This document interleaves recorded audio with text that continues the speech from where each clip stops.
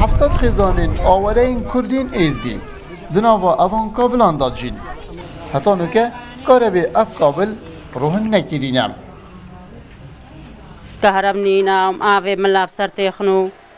وتشتكي خدماتها كيش مرة ناينو تشتكي مش مرة ناك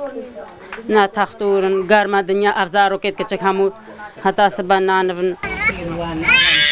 جا بین زارو کان تیجی خول آبی نابی واری جی دلووانی بوان نابن هر کس ویره نشید ساناهی بنبید لجنایک هاتا با ما گوتی گو چیش ورد بین ما گو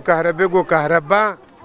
ام نکارنش ورد بینین سبب آچی هون نکارن بینین گو کمیه که مصرف زه لیچا 70-80 میلیون لیچا ما گوتی مگو یعنی هر روز 100-300 پیشمرگی متیا کشتن ناب زحمت اون 4 عمودی کهربا پیشمر بینه بید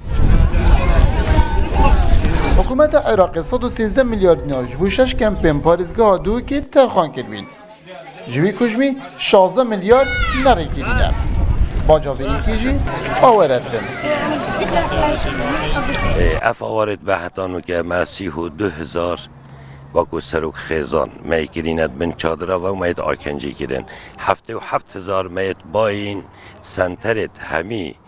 باجر که پارێزگا دهو که چه هیکل و چه گندا چه جهه که دیتر اوت هنه ام جاورای هنده نه گو اف کمپال در کار بیتا چکرن نزدیک 1000 کروانانن شلای رخرا و حبیتات و دیتا چکرن و یت قناخ 2 ماهی که ده انشالله ده دست بکن زیدادری 1000 خزانین آوره لزاخو دنا با کابلان دا جیانکا سخت بورینن هاتن آور زیهاوینه جیانوان زحمت ترکیریان زیداتری 10 ماهی پتری 700 خزانین آورین شنگاله لوان کابلان دا جیان دکن بومای وان دمها بومای ایک چرکجیک اوانا کارب ندیدیه لورا دا خازانیا سرکی اوه کو کمپش بانا بید درست کرن غریب مجید روداو